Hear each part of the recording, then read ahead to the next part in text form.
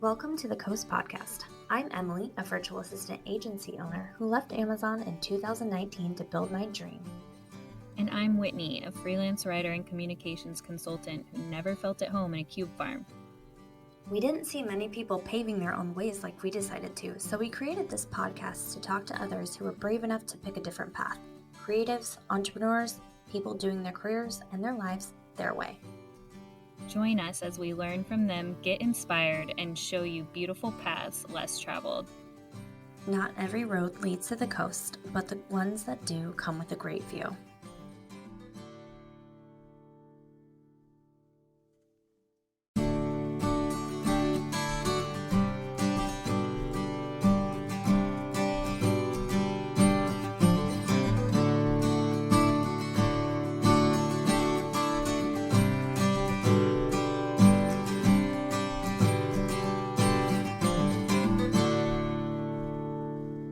Hello, everyone, and welcome back to the Coast Podcast. I'm Whitney Popa, and I own a communications consultancy right outside of Seattle in beautiful Edmonds, Washington. And I'm Emily Given, and I own She's a Given, which is a virtual assistant agency, and we're based right about 10 minutes from Whitney in Lynnwood, Washington. And we started this podcast to learn from other people who are really creating their careers and their lives in a way that feels intuitive and meaningful and beautiful. And we are so excited to be here today with Ann Stancel, who is an intuitive, a Reiki master, a nurse, a beautiful combination of so many things that we are so into. And learning more about her and her career journey. So welcome, Ann. Thank you for being here. Hi, Emily, Whitney. I'm so excited to be here and just share and connect. So you contacted us, which I am so excited to reveal to everybody because it made me feel so special. And it felt really aligned with like the type of people that we're trying to attract and talk to. And I know that for me, I've really been always a person who's been pretty into spirituality and digging in deeper and really owning that even more in the last year. But I've never thought, like, I have my moon goddesses. I did the rain stick for my mom growing up in Olympia when she went to her acupuncturist, but I never thought, like, this is a career people could have or a job that they could create for themselves. So I'm really curious how you became you. Sure. So I should mention I'm an energy healing practitioner. I use a variety of different healing modalities. I started off with just focusing on Reiki, but then I realized I was just getting in tune with a lot of other energies and utilizing different tools and my intuition. So I'm more am combining everything together. How I got into it is kind of probably similar to how some other people have gotten into it as well. But ever since I was little, I was just always connected. I've been scared of the dark for like ever, just because I remember this one picture in my mind of, I can't remember exactly how old I was. I think maybe like 3 or somewhere around then. My parents had put me, when they were together, put me in a room by myself to sleep, and I just freaked out because I saw all these like different like heads of people or whatnot. I just freaked out. So ever since then, I was like sleeping with my parents, and I think even in my probably like post college was when I got sort of semi comfortable with sleeping on my own. But I've always like had someone else, and or like growing up being in college, being in a sorority with people, like, so I wasn't alone. But also, I think growing up in a Christian based household, I sort of shut off that world because it was really seen as like good and bad. And so it took me some time. And I think, especially when I went to college and outside of living at home, is when I sort of explored my own spirituality and what I believed in. I always had these thoughts of when I was growing up that, man, there could be possibly like other dimensions. And, I had a huge imagination and believed in magic. And so those were always like in the back of my mind space. But I think in college is when I sort of explored things a little bit more and became more open to like everything within the universe and how we're just so connected. And then later on, post college and after getting married and getting a divorce and kind of exploring and getting into another relationship, I sort of explored more my own spirituality. And a friend of mine, maybe like 5 years ago, told me how she took a Reiki class and it was amazing. And she, you know, went through all the levels. And I was like, oh, this is something I totally want to do. And I think from there, it just really elevated my own experience. I started to do a lot of different types of therapy to help with my own self love growth and own healing growth, from like hypnotherapy, regular therapy, shamans, and other spiritual type of therapists. And I think when I connected the most to the ones that tied in spirituality to it. And that's where I learned a lot more too. That's where I learned that really there is no right and wrong, to the way that we live. It helped me to break the patterns of perfectionism. And then it also helped me to like further connect with myself, my intuition. What does my soul want? Why did my soul kind of have the contracts that it did and have a deeper meaning what I'm doing here? And with the pandemic, like I think what has happened with a lot of people through the pandemic is that we had that time to kind of explore other gifts that we had within ourselves. And I also went through a breakup during that time. So I was alone and I was able to connect even more. And I finally was like, you know what? I should start doing this more as a profession instead of a side hobby. I started off with just giving people oracle card readings, and then it led to more of what I'm doing right now, which is providing these one on one sessions where I help people to connect with their soul, release emotions or energy so that they can ultimately find their own awakening and their awakening to maybe their power or their intuition or something else within them. And I tie in energy healing meditations into those sessions, but I also work with people at a group level too, using a variety of those tools and things like that. So it's sort of evolved over time. And throughout that, like I've changed careers too, and I'm still a nurse. Hopefully, I'll be able to like fully um, walk away from that career, but not quite yet. But everything that I've done, if I look back, it's all been in the realm of like helping people and supporting people, and then it's just given me a lot of tools to be able to do what I'm doing right now. Okay, I definitely have lots of questions.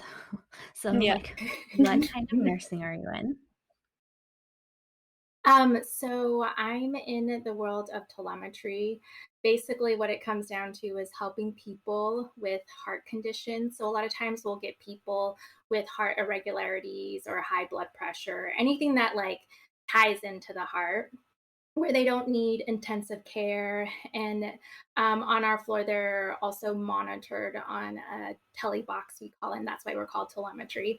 And it's about a box that's like maybe a little bit less than the size of your palm. And so then they're connected to electrodes, and then we can kind of see their heart patterns.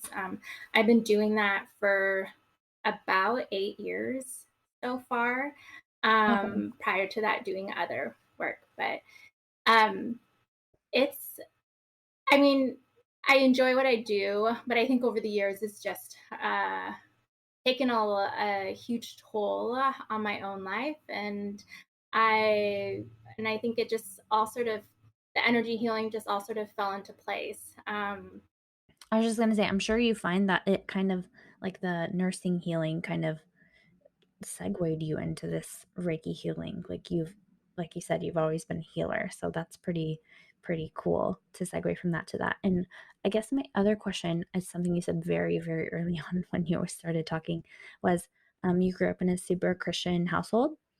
So how would you say that's affected your journey and like what does your family think of it? So, like I said, I've always been connected as a little girl, and I think I sort of shut that part off because I was so scared. I saw it as like a bad, evil thing, and I think, I because there wasn't anyone else in my family doing like energy healing. Obviously, I didn't have like someone to look up to or ask questions or get a little bit more curious about that. So yeah, it was very like closed off, more like a one-way projection of like how I see the world. But I always was like non-judgmental, super accepting, and I always questioned like, how can we fully know what is the direction of things, because we weren't there when X, Y, and Z happened. I still connect to God and like angels and things like that. I think my own spirituality just has broadened a bit. And I still think religion is great. And I think all of the different religions in my mind are all connected to like the one source. They're all just speaking it in different ways. And so it took me a while before I like shared with my family what I was doing because I was super nervous about judgment. I'm half Korean, and so a lot of like, you know, they can be judgy. It just like it's a cultural thing about being judgy, and so I was like nervous. But I finally was like, I drafted this email. I sent it out to friends and family about what I'm doing and asking for support when I was finally getting into it. And I was surprised by the positive feedback I received by like, this is so cool. And I think Reiki is also known amongst like the Asian community as well.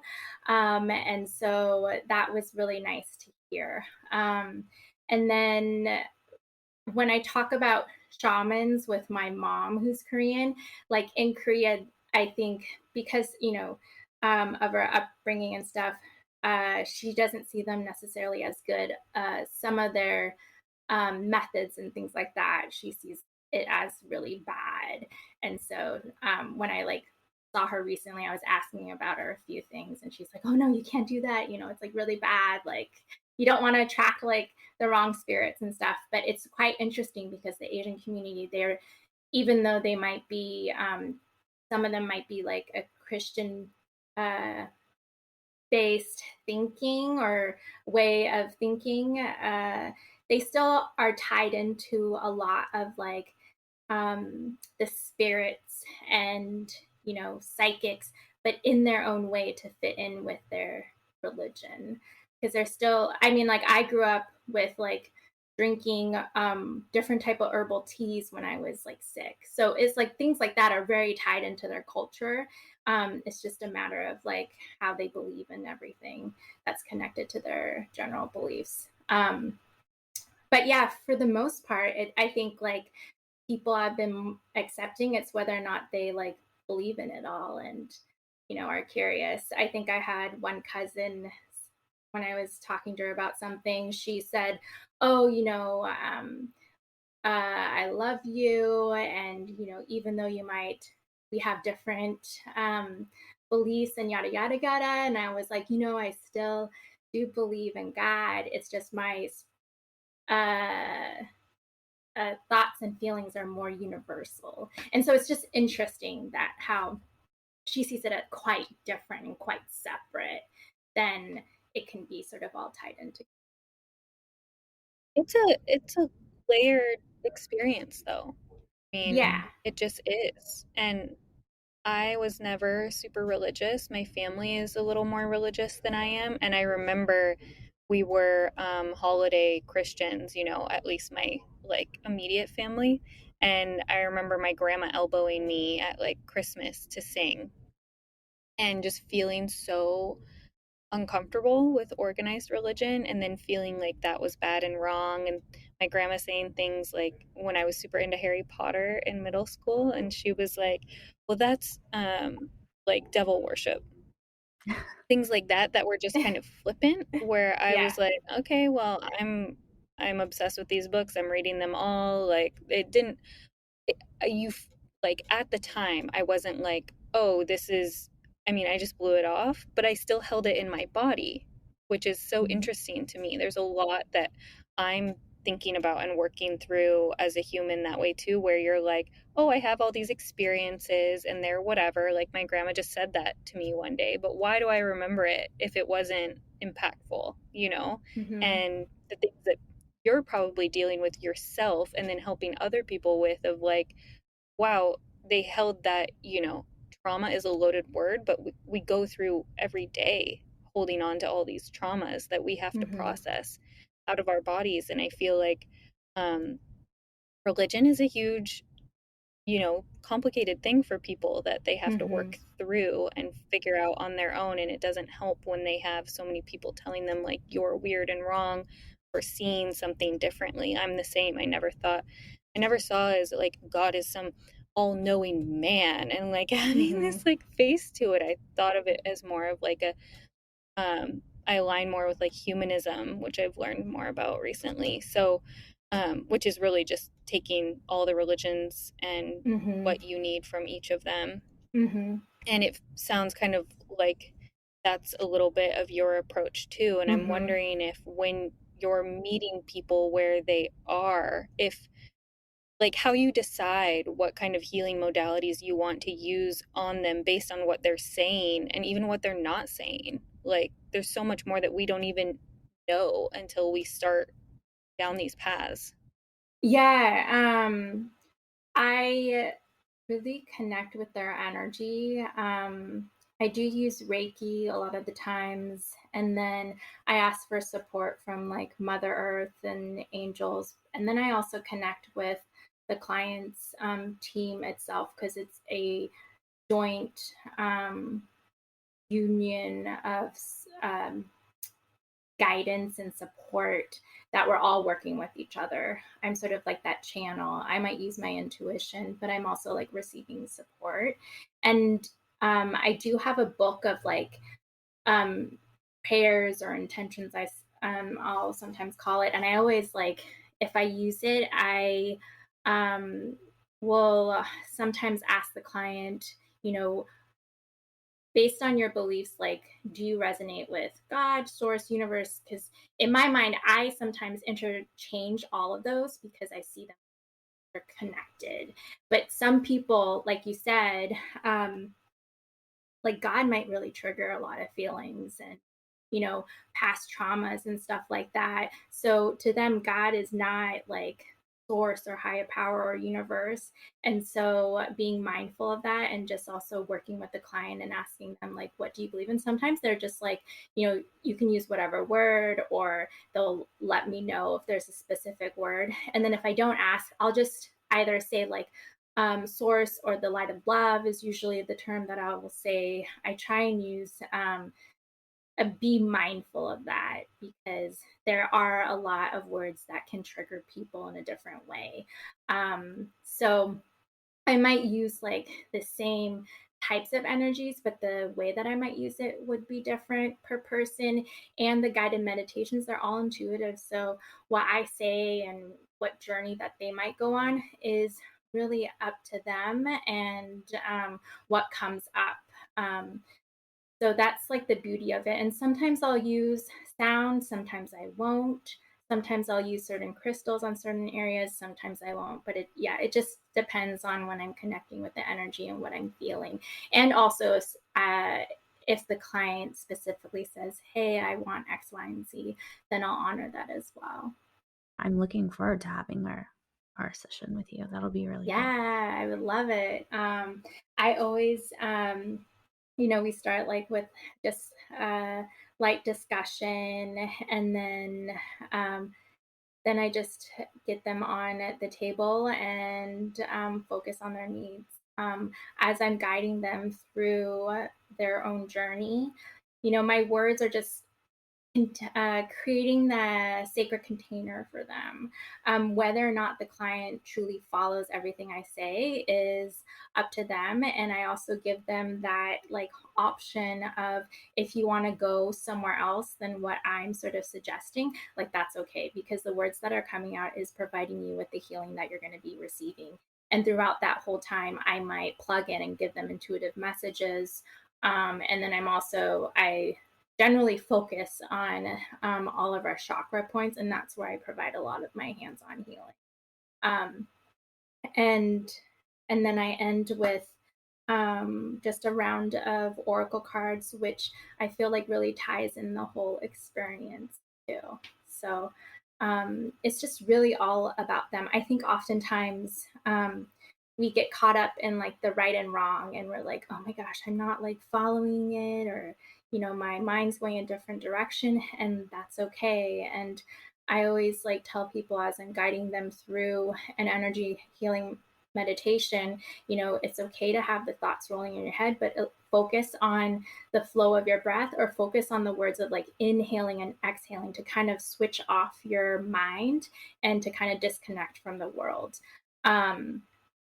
Yeah, I think I had an experience when I was kind of exploring more of my own gifts, and I was just sharing it with a mentor about what I had experienced, like this journey. And she kind of said, "Oh, you're doing it all wrong." And then that like crushed my heart, because I was like, "Oh my gosh, like I can't believe I'm doing something wrong." And like that whole perfectionist came in. And then when I talked to another mentor, she's like, "Marianne, don't worry about it. Like you're doing what your like soul wanted you to do. You're doing the process of what was most aligned with you. And so that's like, okay, you didn't do anything wrong." When I heard that and understood that there's like generally no right and wrong, I think it like lifted off a huge weight off my shoulders. And I think that is also the one of the themes or focuses that I like to bring to my client too, because we live in a world that sets up a lot of expectations that we have to live by, and that there are these like polarizations. But if we take those away, then life can be a little bit easier too. I love that you brought that up. I've been thinking about that a ton, just how I've been describing it more as like black and white, right and wrong, and Mm-hmm. both of those terms are just so loaded. Mm-hmm. And I know that social media, especially, is really creating that polarization even more Mm-hmm. in the news. And I try to really um, do a good job of how I consume news, especially because my work is on those platforms. And what I've found myself as I talk through things, and I live very much in my head, and I'm trying to connect more with my body. So knowing somebody like you is really powerful for me, because I am safer in my head than I am in my body. And I've found that the right and wrong conversation comes out of me in saying shoulds, of like, well, I should have done it this way, or I should feel this way about things. And I've been trying to release myself more from judgment and shoulds and need to, and what is right and what is wrong. I mean, we're living in a world right now where so many people are saying what is right and wrong when it's all in the middle. Like Mm-hmm. everything is so layered, everything is so gray, but there's not really any room for that. And so I'm wondering if like, did you start your business during the pandemic or before? um I started the energy healing business during the pandemic. Before, I was doing a lot of fitness related things. So, a lot of people Cool. in the Seattle area know me as like the fitness instructor and like doing the fitness events. And I think that I was very connected to the body and yoga and like a soulfulness. It just really shifted once I started to dig deeper and realize, there's a different pathway that I want to take than this. Yeah, I was wondering if they were like, if the conversations you were having with people, you noticed a shift, like if your business had started before then, like what people are bringing to you to help. them through, I feel like is probably heavier right now than it might have been a couple years ago, or heavier in a different way, because the world is weighing so much more on people's minds in so many different ways than it was then. Yeah, it's a lot of, trying to quiet the noise in their headspace about like fears and the doubts, and then perfectionism and comparisons. Also healing trauma, and trauma can be on like a variety of levels that we've talked about, and just wanting to feel loved. So there's a lot that does come up, and it's amazing to witness the release that they feel and a shift that they can feel afterwards as well. And it all just is a continuous or continual amount of work to do, to just, as you're releasing, to also infuse those areas that you released with a lot of love too. And realizing that when you let go of that power that you can give fear and the doubts, and the expectations, that there's that freedom that comes up, because you kind of take a step back and realize that those are like false perceptions that we as like a collective are all experiencing. Like I still like have like fears that come up, or like, doubts or overthinking things. But we all end up gaining certain tools the more that we dig a little bit deeper, and the more that we unravel things and grow within ourselves, that we can utilize as tools to help us when we're in that situation. So yeah, I mean, there's a lot of heavy stuff that comes up, and so I just always feel honored to be in the position of holding that sacred container for them to feel comfortable, so that they can unravel. Because I want people to just understand that, when they're there, that this is for them and no one else is involved too. You recommend multiple sessions for people? I do, depending on like what they're trying to uncover, unravel, and heal and release. Um, how often they see me, I generally don't make a recommendation, because I want them to get in touch with their own intuition, their heart space, to come up with that answer. And sometimes it could be like, okay, I feel like I need to like really jumpstart things and see you like every other week, or maybe twice a month, or sometimes it's like every 4 months and stuff. And sometimes, maybe it's like every year. So it just really depends on the person and what they're going to. And sometimes you just do have the one-offs where it's just the person just is wanting to receive some healing that time, and then that's it.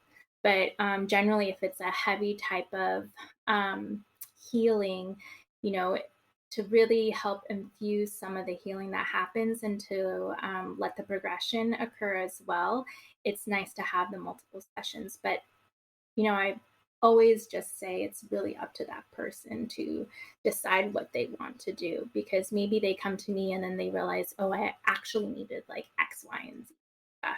And that's great too, because we all, as healers in this world, work differently, provide in different ways. And so, as long as they're able to uncover and discover and heal in a way that is really aligned with them, I think that is what really matters as well. So, I have a question. Do you find that when people come to you for healing, they get really interested in what you're doing and how to do it? So, I know that, like, when I was exposed to, having readings and healing, like Reiki healing, it makes you kind of inwardly explore, like, what gifts that you might have. Um, so, like, what is your guidance for those looking to, like, curious about developing their own gifts? Yeah, that's a great question. And I think I do get a lot of that. And I think, people who are interested in receiving this type of healing have that curiosity. as well. And I think it's a great way to explore. I was talking to someone about giving her advice on like oracle and tarot cards, and I think our society just has always, depending on like how you're raised too, seeing tarot cards as like the evil thing, and like there's so many bad things about it. At least that's how Yep. I sort of grew up. But then I was always curious. I was like, oh, it seems so cool, and like, Mhm. and I've gone in readings before. I'm just always drawn to more oracle cards, but I do have tarot decks as well. But just like sharing that, they're not like, there's nothing bad about them. I think it's about your intention that you put forth into the tools that you are using and how you utilize them. Just by like using oracle or tarot card decks and exploring it, seeing what comes up, you have like a book to use. But generally I tell people, why don't you just like see what comes up within you, and you can either jot it down. And this is something that I've learned as well when I've gotten into these tools, is like you just either jot it down, or you can like say it out loud what you feel the cards are coming up, and then you can look at the book to get more insight into them. Tarot cards, they have like certain meanings to them generally across the board, regardless of what type of deck it is. But Mhm. oracle cards, they're very like open ended, and it's up to, because there's no two oracle cards that are the same, two oracle card decks that are the same. So it offers a lot more like open ended explorations and things like that. And like the book itself can give you just some more tools and insights on how to look at things. Mhm. But yeah, I think it's just kind of getting out of your comfort zone and just exploring it, taking classes so you can learn different ways to do things. There might be people who teach it in a different way. And from gaining different perspectives, you can kind of create your own perspective in how you see and how you believe things. But I think the main thing in like connecting with your intuition is finding a way to like quiet the noise in your um, headspace, because our rational brain is gonna tell us like, oh, that's like not right, like you don't know what you're talking about, or like don't go to that thing, create that fear of like you're gonna fail if you go to that, or things like that, or you're gonna lose money. So when you find different ways to help quiet that noise, you'll get in touch with your intuition and just, yeah, gain uh that sense, I guess I should say. It'll get stronger. Okay, so after hearing through all the different like parts of your life that have come together to this point, I'm hearing like you grew up in a Christian household, part of like an ancient culture, you go to the sorority, you become a nurse, you're working in fitness, you eventually like bring all of this together into healing that you've always like felt intuitively. And I'm curious because I've been really surprised from myself and my business, like who's been with you through that whole time, just like every transition you make, you're I've been surprised at who's there to be like, yes, I'm first in line to like buy your services or read your latest blog post or whatever. Have you been surprised in a good way of like who comes out of the woodwork from different parts of your life into this one? Yeah, I would say my friends that I've made from college, they've seen my whole progression of my entire journey. And so for them to kind of see the growth and like the ups and downs in my life, I think they would be the ones that could tell you a lot about myself, more than probably I could even remember.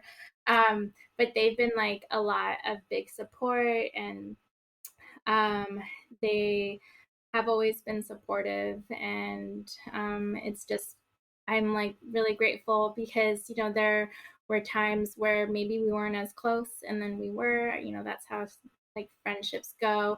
But then we always still had each other, and just seeing them be really supportive, and share what I do with the people that they know, and even try out my services as well. um, and I think also just the people, some of my friends that I've made through fitness, they've also seen that progression too, the shift and the change. And So seeing their support has been really nice as well. And then obviously, like, um, my family too, it has been really nice. And I think, they're curious and asking questions. So yeah, it's been a nice journey, I would say. And I think even for the individuals who might not believe in what I do, like maybe for them, uh, spirituality is yet unknown to them, or they haven't discovered it for themselves. So it's hard to kind of fully understand everything. But they're still supportive in what I do. I think, as long as it makes me happy and seeing that I'm able to do that I love, what is the most important thing. So Such a beautiful thing. yeah, and I feel like if there's like people that aren't supportive, then that's okay, because there's like certain people that come into your life for a period of time for certain reasons, and then they sort of like go off on their own journey too. So I think being okay with that, and just moving on. Have you found that it's more or less awkward to work with people you know or versus strangers? Yeah. I mean, it's always nice working with strangers because then I don't know like much about them at all. But I try and stay in integrity. And when I'm working with someone that I know well, um, I stay in integrity by like pushing away the Marianne that they would know and kind of coming into the healer and working from that. Way, because that is what I'm providing for them as a healing service. And so I really separate the two. And Yeah, and I have to always check in with myself and ask, like, is this information that I just generally know because I know them, or is it information that is more intuitively based? But it's like when I'm in that zone of providing healing, yeah, it's just like information just flows out, and it is very disconnected from like our personal relationship. But I don't generally work with a lot of people that I like know very well because of that. And I don't want to interlace the two so much. But I still will be able to like work with people that I know really well. I think there's like two different thoughts on it that I've learned from people who have been in this industry quite longer than I have. Some people are like, no, they never work with people that they know. Um, and then some people are like, yeah, because they're able to like separate the two and come from that place of like, okay, I'm being a healer for them and separate what they know and whatnot. What sorority were you in? I was in Chi Omega at UW or University of Nice. Washington. Yeah. I am a Delta Gamma from University of Idaho, and I loved my sorority experience.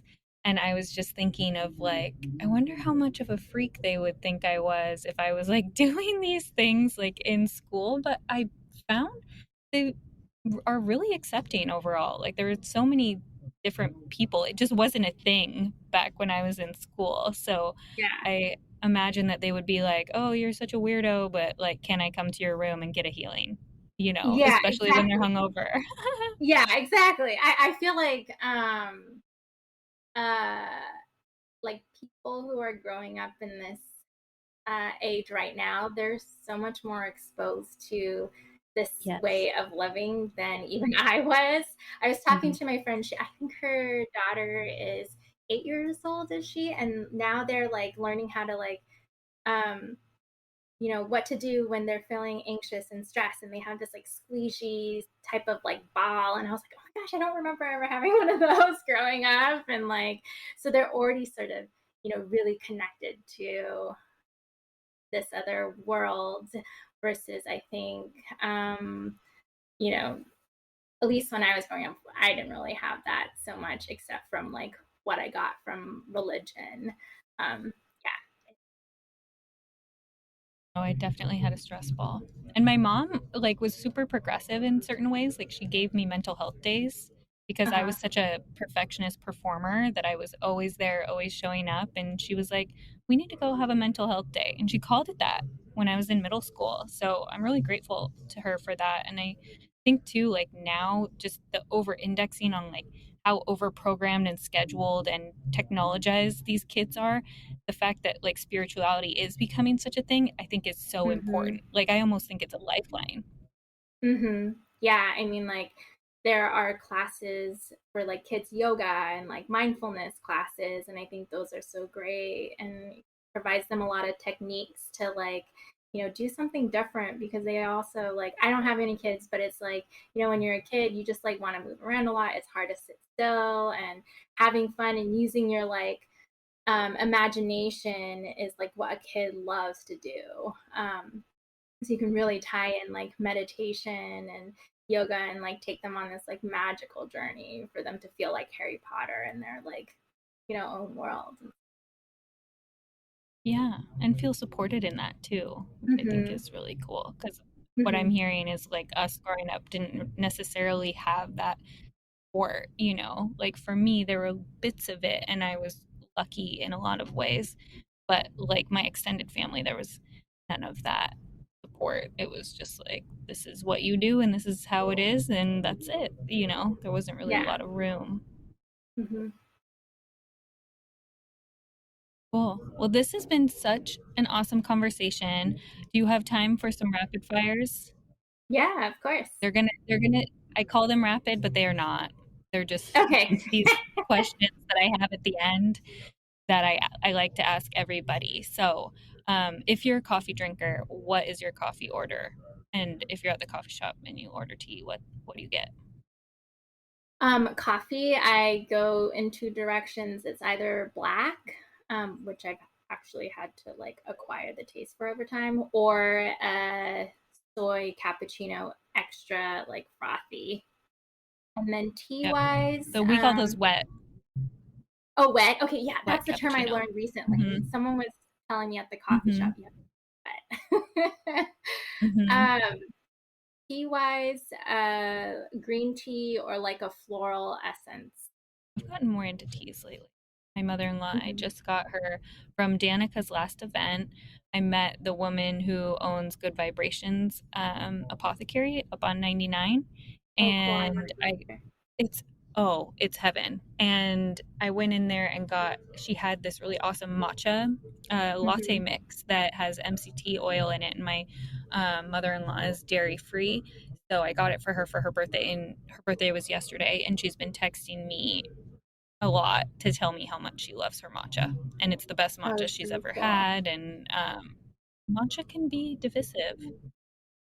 Yeah, Hmm.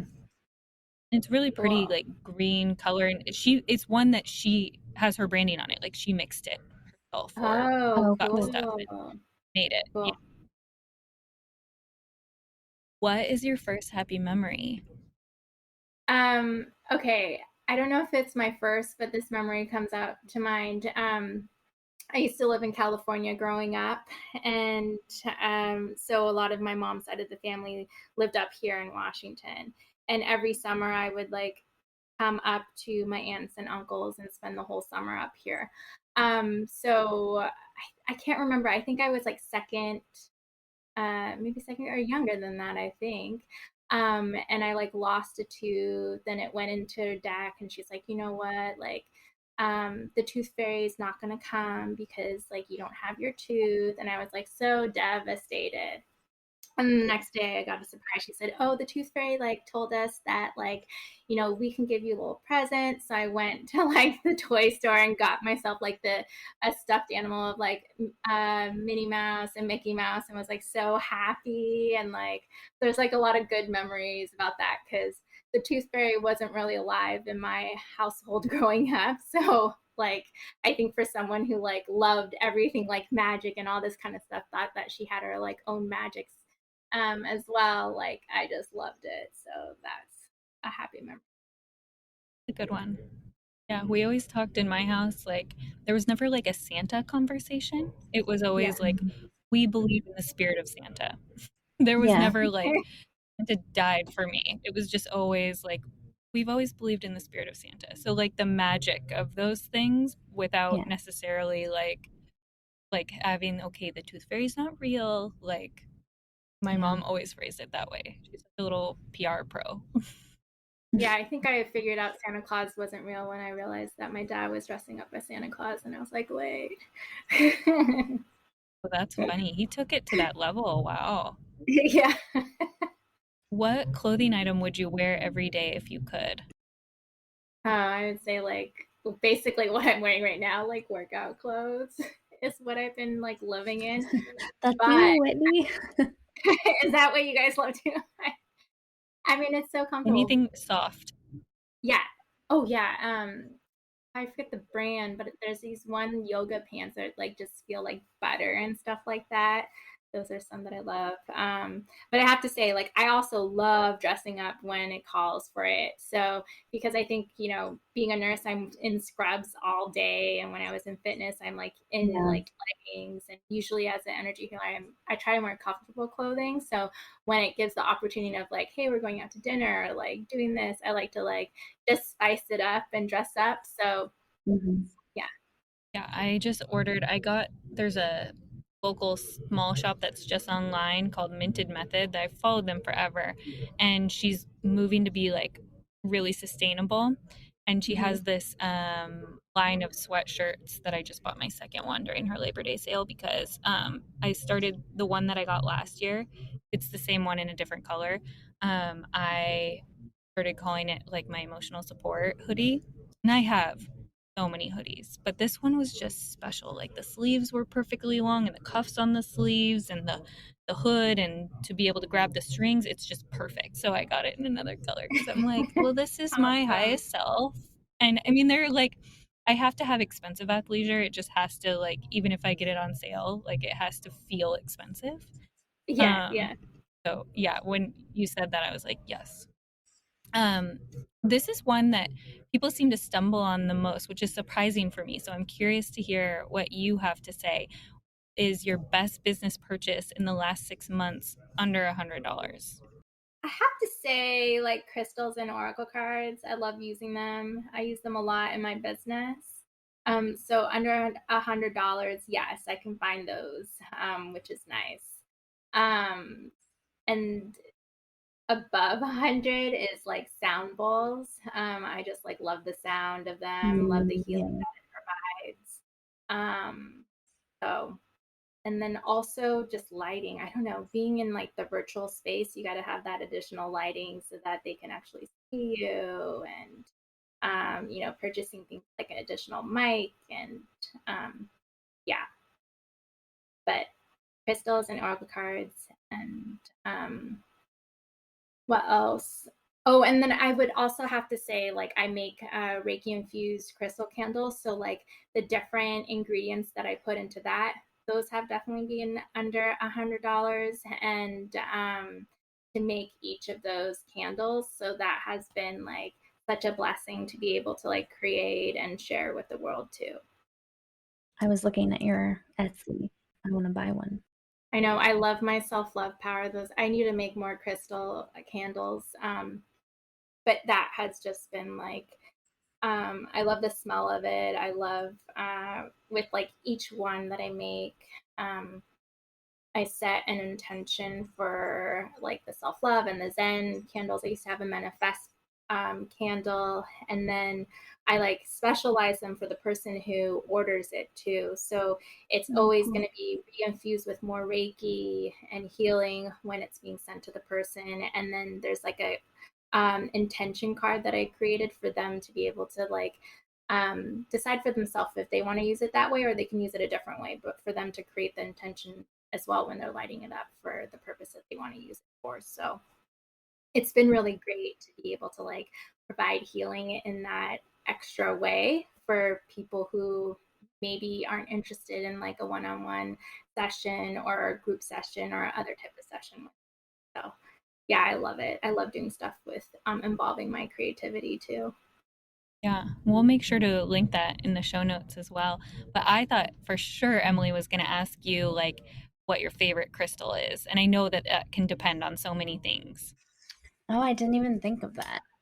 I have to say, like, I love the rose quartz. I have almost like, it might be like the size of my palm or so. That really helped me through a lot of pain and heartache that I was just experiencing, and just like pain in my heart when I was trying to like deal with anxiety and stress. And so I would always put it on my heart. And when I did and connected with the energy of the crystal, I just felt like at peace. And so I'm just like tied with the rose quartz. And I would say, I don't know if it's my favorite, but I have a necklace with a shungite stone, and that is just something that I wear every day. And and I also have like shungite in my water bottle to help like clear the water as I'm drinking it. So I would have to say those two, but I do have a lot of crystals like around here and there. I have so many and I just don't know what they mean or what they're. Because you get at the shop and you see like the Yeah, little tag that says what it's for, and they're like, ooh, pretty. And then I'm like, okay, I don't remember. there's so many different meanings, right? Like so many different Mhm. meanings. And I think someone had once told me, and I was like, "Oh, that like feels really good." It's like you can use the book and you can use what's online, but then connect with your like intuition, your heart space. There's a reason why you were drawn to that crystal, and it might not be the universal meaning. So if some one word comes up, or maybe an image, or you're like, "Oh, I feel like I need to use it for my stomach," but in the book it says it's more for like your head, still put it on your stomach, because there's a reason. Like crystals have powers to them. And I'm yeah, I'm sharing that because I think we get caught up in like the universal, like this is the meaning of it. But yes, those meanings are great, but then there's also a deeper meaning, and that's the meaning of what it means to you. um so using both of them as like a great way of or a great reference to how you want to use it. I do say that like for crystals, just to make sure to like clear it out and you set an intention. I think when I was Mhm. really getting into crystals, I got a few from like Energy Muse before I knew like the different stores that were selling crystals and stuff. And like on her website, and when you buy crystal from her, she, on the card itself, it gives you ideas of like how to clear it, and then how to set the intention of how you want to use it. And I think that's key too. So yeah, but I feel you, Emily. It's like when you have so many crystals, it's like, okay, how do I use them? Which one? Yeah, yeah. And I was going to say, my son, he's been really attracted to tiger's eye lately. So he's always reaching for tiger's eye, or he just got one from my grandfather. We went to visit my grandparents, and Papa had a bunch of tiger's eye and gave one to my son to take home. So he's been walking around with that, and I get it for him, the protective qualities of that one. Yeah, Plus, they're just awesome. like really cool. Yeah. Yeah. And I had like I call them moon goddesses, so like a healer, moon goddess, tell me once that he gets visited a lot, my son, by like guides and spirits. And so when he was first like um, sleeping or having dreams that he could remember, she said sometimes they weren't dreams. Like he thought they were dreams or nightmares, but really he was his guides were talking to him, and that scared him. So I did like a little salt bowl next to his bed to help him with that. And then also, he has his tiger's eye that he's always been really attracted to ever since that time. So I thought that was kind of telling. Cool. I love That's it. really cool. Yeah, and I tell him that too. Like it protects you, and um, such a cool crystal. And of course, I mean, I think we're all really attracted to rose quartz just because of what it is and what it represents. I had a rose quartz bracelet that I wore when I was trying to get pregnant that I think Hmm. for sure helped me. Hmm. Yeah, it's you know, the intention you set forth that will drive it more than anything else. So, because that's what you I will love believe thinking in. about it that way. Yeah. Yeah. With our last question is, what is lighting you up lately? I love this question. Okay, well, I would say recently, the sound bowls, I think just connecting with them and like singing with them has been amazing. And then also like the sunshine, I need the sun. And so I've been loving how in September we still have some gorgeous days, and I hope it lingers on for the rest of September. Um, Yeah, I mean, there's so much that is like lighting me up, but I would say those few things just really pop into my mind. I can go on and on. So I'll just leave it at those two. Yeah, I love the warm Septembers. There's just something special about the fall sun. I can't put my finger on it. Like, I don't know, Mhm. more magical. Yeah, and I just love getting outside. I think just taking a break throughout the day, and it's just nice when the sun is out because it just like gleams like so much goodness, and yeah, it feels really good too. Well, thank you so much for joining us today, Marianne, and we so appreciate you like reaching out, our first real person that pitched to us. That's just so exciting for us. This podcast has been such a journey for both Whitney and I. It's pretty beautiful to see it come to fruition. I can't even say that word, fruition. So, thank you so much for joining us. And can you tell everyone who's listening where they can find you? Yeah. Well, I just want to say, thank you so much. It's just something that I've been wanting to do is to connect with more people in the community. And when I saw you guys, I was like, oh, I'm just gonna like reach out and see. So, yeah, just know that you guys are doing like amazing things, and it's just gonna continue to grow. So where you can find me is I'm mainly using Instagram right now, not so much Facebook anymore, but on Instagram, my handle is Ann Stancel. My website is www.theignitedsoul.com. And that's where you can learn more about me and my classes, my one-on-one sessions, any group sessions that are coming up.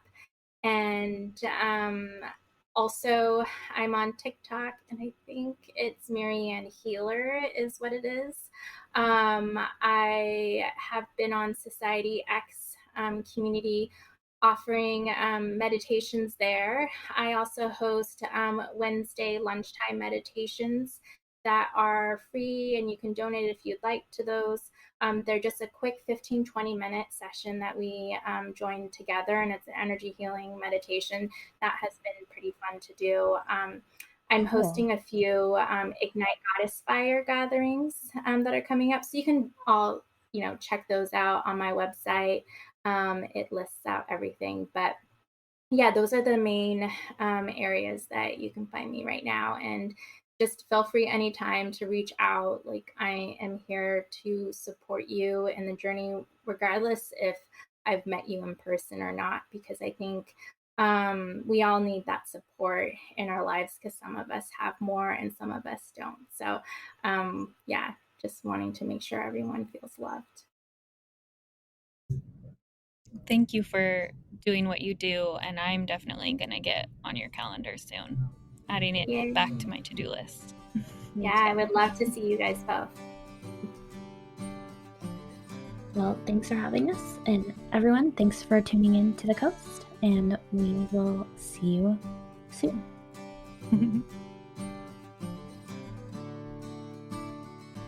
This episode's music was provided by Sloan Best. And editing provided by Kayla Shute.